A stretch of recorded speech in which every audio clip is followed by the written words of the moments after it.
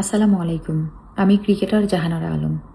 মাননীয় ক্রীড়া প্রতিমন্ত্রী আমিনুল হক ভাইয়া আপনার দৃষ্টি আকর্ষণ করছি। আমি আজ আপনার কাছে ৩টি অনুরোধ নিয়ে এসেছি। দয়া করে আমার অনুরোধগুলি বিবেচনা করে যথাযথ ব্যবস্থা গ্রহণ করবেন বলে আশা করছি। আপনি অবশ্য অবগত আছেন যে আমার একটি ইস্যু সেক্সুয়াল হ্যারাসমেন্ট ইস্যুতে রিসেন্টলি বাংলাদেশ ক্রিকেট বোর্ড একটি স্বাধীন তদন্ত কমিটি গঠন করে এবং তদন্ত রিপোর্টে মিস্টার মঞ্জুরুল ইসলাম মঞ্জু গিল্টি ফাউন্ড হয়। শাস্তিস্বরূপ তাকে শুধুমাত্র বাংলাদেশ ক্রিকেট থেকে ব্যান করা হয়। আর এই পুরো তদন্ত প্রসেসে ওয়ার্ল্ড ক্রিকেটার্স অ্যাসোসিয়েশন আমাকে পূর্ণ সহযোগিতা প্রদান করে। এমনকি তারা বাংলাদেশের একটি ল ফার্ম মাহবুব অ্যান্ড কোম্পানিকে হায়ার করে এই তদন্ত প্রক্রিয়ায় আমাকে সাপোর্ট করে। আমি ওয়ার্ল্ড ক্রিকেটার্স অ্যাসোসিয়েশনের প্রতি কৃতজ্ঞতা প্রকাশ করছি আমাকে সাপোর্ট করার জন্য, আমার পাশে থাকার জন্য। আমি বাংলাদেশ ক্রিকেট বোর্ডের প্রতিও কৃতজ্ঞতা প্রকাশ করছি। তারা একটা স্বাধীন তদন্ত কমিটি গঠন করেছেন, মিস্টার মঞ্জুকে শাস্তি দিয়েছেন, কিন্তু আমি খুশি হতে পারছি না। কারণ আমার সাথে যা যা হয়েছে, আমি যা যা ফেস করেছি, সেই তুলনায় এই শাস্তি খুব সামান্য মনে হয়েছে আমার কাছে। আমি আরও অনেক বড় শাস্তি আশা করেছিলাম। কারণ শুধুমাত্র আমি যদি ক্রিকেট আঙ্গনের কথাই চিন্তা করি, তাহলে আমার মতো হাজারো জাহানারা পৃথিবীর অসংখ্য টিমে বিদ্যমান আছে। আমি জাহানারা মঞ্জুর হাত থেকে ছাড় পাইনি, ওই জাহানারারাও এই মঞ্জুর হাত থেকে ছাড় পাবে বলে আমি মনে করি না। 2020 থেকে 2024 সাল পর্যন্ত মিস্টার তৌহিদ মাহমুদ এবং মিস্টার মঞ্জুরুল ইসলাম মঞ্জু, এই দুইজনের কুপ্রস্তাবে আমি রাজি হই নাই দেখে এই দুইজন সহ এবং এদের একটি সহযোগী গ্রুপ 4টি বছর আমাকে চরম লেভেলের মেন্টাল টর্চার, মেন্টাল অ্যাবিউজ, সকল ধরনের সুযোগ সুবিধা থেকে বঞ্চিত করেছে, এমনকি আমাকে চরম লেভেলের আর্থিকভাবে ক্ষতিগ্রস্ত করেছে। মিস্টার তৌহিদ মাহমুদ তো মারা গিয়েছে, মিস্টার মঞ্জুর সামান্য শাস্তি হয়েছে, কিন্তু তার এই সহযোগী গ্রুপের তো কোনো বিচার হয় নাই, শাস্তিও হয় নাই। 2023 সালের টি-20 ওয়ার্ল্ড কাপ খেলে যখন আমরা আসি দেশে সাউথ আফ্রিকা থেকে, তখন একটি ফিক্সিং ইস্যু থাকে ওই ওয়ার্ল্ড কাপে। মিস্টার মঞ্জুর আরও বেশ কিছু মাস ওমেন্স উইংয়ের সাথে কন্ট্রাক্ট থাকে। কোনো অজ্ঞাত কারণে তাকে ওমেন্স উইং থেকে বাংলা টাইগার্সে শিফট করে দেওয়া হয় সাডেনলি, কোনো কারণ ছাড়া। আমি জানি না কি কারণ ছিল।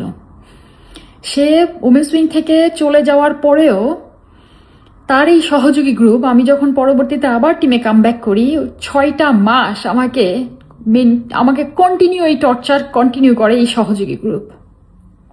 আমার প্রথম অনুরোধ আপনার কাছে,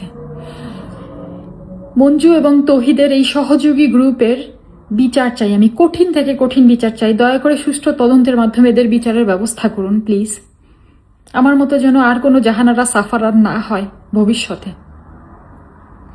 আমার সব থেকে খারাপ লেগেছে ওমেন্স উইংয়ের অভিভাবক, তখনকার চেয়ারম্যান আব্দুর রাজ্জাক ভাই, কোনো কিছু যাচাই বাছাই না করে তিনি মন্তব্য করে বসলেন আমি নাকি বাইরের লোক এবং আমি যা বলেছি সব ভিত্তিহীন। রাজ্জাক ভাইয়ের জানা উচিত ছিল যে আমি টিম থেকে বাদও পড়ি নাই এবং আমি রিটায়ার্ডও করি নাই। আমি এখনো স্টিল বাংলাদেশ টিমের প্লেয়ার। আমি মেন্টাল হেলথ ইস্যুতে ছুটিতে আছি, নিজের প্রিয় মাতৃভূমি ছেড়ে, নিজের প্রিয় ক্রিকেট বাংলাদেশ ক্রিকেট থেকে অনেক দূরে। আমার সব থেকে আরো বেশি কষ্ট লেগেছে তখন যখন কিনা মিস্টার মঞ্জু গিল্টি ফাউন্ড হয়েছে, তাকে একটা শাস্তি দেওয়া হয়েছে। তারপরেও রিসেন্টলি এই আব্দুর রাজ্জাক ভাই, তখন তিনি ভাইস চেয়ারম্যান ছিলেন, তখনও তিনি একজন অভিভাবক নারী উইংসের, তিনি আবারও মন্তব্য করেন তার ভাই মিস্টার মঞ্জুর নাকি অনেক বড় শাস্তি দেওয়া হয়ে গিয়েছে, মঞ্জু নাকি এত বড় শাস্তি ডিজার্ভ করে না। তিনিও মন্তব্য করেন যে নারী ক্রিকেটাররা নাকি সমঝোতা করে ক্রিকেট খেলে বলে তিনি মনে করেন।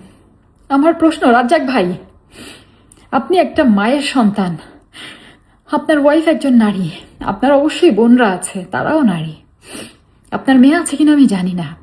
আজকে যদি আপনার বোন, আপনার ওয়াইফ বা আপনার মেয়েরা ক্রিকেট খেলতো এবং তাদের সাথে একই ঘটনা ঘটতো, তাহলে কি আপনি নোংরা মন্তব্য করতেন?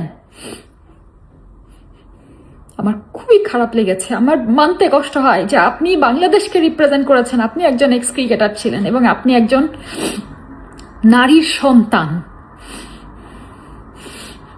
শুধুমাত্র আমরা ক্রিকেট অঙ্গনে নারীরা না, মাননীয় ক্রীড়া প্রতিমন্ত্রী, আমরা নারীর ক্রিকেটাররা না, শুধু এমনও সাপোর্টিং স্টাফ আছে বাংলাদেশ ক্রিকেটে যে কুপ্রস্তাব ফিরিয়ে দেওয়ায় তাকে পুরোপুরি সাইড অফ করে দেওয়া হয়েছে বছরের পর বছর। আমার দ্বিতীয় অনুরোধ আপনার কাছে মাননীয় ক্রীড়া প্রতিমন্ত্রী, আমি কথা বলেছি দেখে সাহস পেয়ে আমার যে বোনেরা মিডিয়ার মাধ্যমে তাদের অভিযোগগুলি তুলে ধরেছে, শুধুমাত্র ক্রিকেটের না, আমার ক্রিকেটের বোনেরা, আমার শুটারের বোনেরা, আমার অন্যান্য ইভেন্টে যে বোনেরা তাদের অভিযোগগুলি মিডিয়ার মাধ্যমে তুলে ধরেছে, সুষ্ঠু তদন্তের মাধ্যমে সকলের বিচারের ব্যবস্থা করুন প্লিজ। আর যদি আপনি এর বিচার না করেন তাহলে আমার এই বোনেরা তাদের স্ব ডিপার্টমেন্টে কোনো দিনও ব্যাক করতে পারবে না। তার সব থেকে বড় প্রমাণ, 2-3 বছর আগে আন্ডার-18 একজন ক্রিকেটার, আমার এক বোন, সে সেক্সুয়াল হ্যারেজ হওয়ায় সে বাংলাদেশ ক্রিকেট বোর্ডে কমপ্লেন করে। সিইও সুজন স্যার সুষ্ঠু তদন্তের মাধ্যমে সুষ্ঠু বিচার নির্ধারণ করে এবং ওমেন্স উইংয়ের একজন কর্মকর্তা গিলটি ফাউন্ড হয়, মিস্টার তুহিন, এবং তার চাকরি চলে যায়। কিন্তু আমার ওই বোন আজ পর্যন্ত ক্রিকেটে কামব্যাক করতে পারে নাই, না কোনো ডোমেস্টিকে কোনো ম্যাচ খেলতে পেরেছে, না কোথাও কোনো প্র্যাকটিস করতে পেরেছে। তার সব থেকে বড় অপরাধ, সে কেন কমপ্লেন করেছে, সে কেন সমঝোতা করে নাই। আজকে যদি আমাদের সব থেকে বড় অপরাধ এটাই হয় যে আমরা সমঝোতা করি নাই, আমরা একটা সুন্দর পরিবেশ চাই, একটা সেফ পরিবেশ চাই আমাদের দেশের জন্য, দেশকে রিপ্রেজেন্ট করার জন্য, দেশের জন্য অবদান রাখার জন্য, টিমের সুন্দরভাবে অবদান রাখার জন্য একটা সুন্দর সেফ পরিবেশ চাই যেখানে নির্ভয়ে আমাদের মেধার বিকাশ ঘটিয়ে আমরা খেলতে পারি, এটাই কি আমাদের অপরাধ? তবে হ্যাঁ, আমি সিইও সুজন স্যারের থেকে অনেক সাহায্য পেয়েছি। ওই বিগত 4টা বছর যখনই আমি ওনাকে ফোন করেছি, স্যার আমি আর পারতেছি না, প্লিজ আমাকে সাহায্য করেন, উনি ওনার সাধ্যের মধ্যে চেষ্টা করেছেন। 2-3 দিনের জন্য টর্চার ঠিক থাকতো, তারপর আবার যা তাই, তবে উনি সাহায্য করার চেষ্টা করেছেন। আমি 10-11 মাস যখন টর্চার লেভেল আর সহ্য করতে পারি নাই, 2021 জুলাইয়ে আমি হাতে লেখা একটা অবজারভেশন নোট আমি সিইও বরাবর দিই এবং আমি স্পিক আউট করাই শাস্তি স্বরূপ আমাকে ঠিক তার পরের টুর্নামেন্টেই আমাকে বাদ দেওয়া হয়। প্রথমবারের মতো 2008 থেকে 2021 সাল পর্যন্ত আমি কন্টিনিউ বাংলাদেশ টিমের হয়ে খেলেছি এবং ওই প্রথমবার আমাকে বাদ দেওয়া হয়।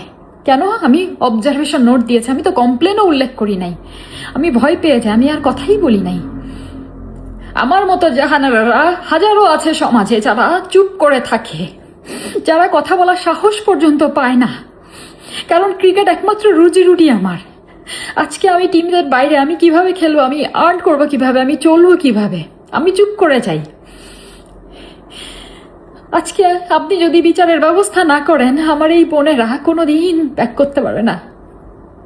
আমার তৃতীয় অনুরোধ আপনার কাছে, মাননীয় প্রধানমন্ত্রী তারেক রহমান স্যার, আমি আপনাদেরও দৃষ্টি আকর্ষণ করছি, রিসেন্টলি আপনার যে ক্রীড়া অঙ্গনের প্রতি মহানুভব